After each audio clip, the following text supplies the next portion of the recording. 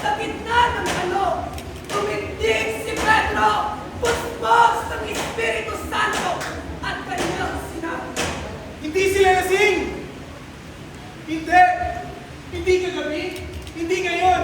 Hindi kailan magtama ang ilala ninyo! Ito! Sana na sinasabi ni Propeta Joel, ibubuhos ko ang aking espiritu sa lahat ng tao. Sa lahat, walang pipiliin, walang iiwan. Wala Hindi maaabot ang espiritu ng Diyos.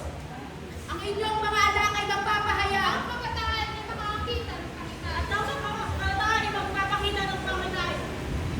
Sino man matawag sa ngalan ng Panginoon ay maliligtas. Amen.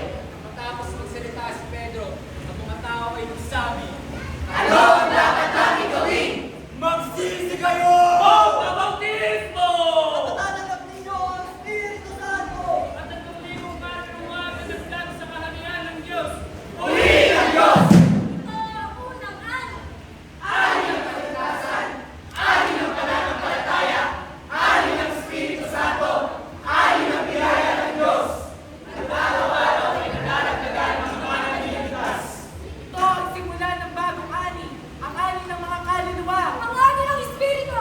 Ngayon, tayo naman ang mag-asik. Sapagkat sa iyo na lamang ang pag-ibig ng Diyos sa sangkatauhan. Kaya ibinigay niya ang kanyang tayo sa isang anak. Upang ang sino mang sumampalataya ay hindi mapahamak. Kundi magkaroon ng buhay na walang hanggan!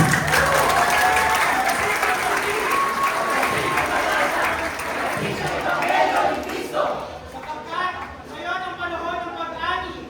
Ngayon ang panahon ng pag-ani. Espiritu ang Pilipinos! Ang apoy ng Diyos ay buhay.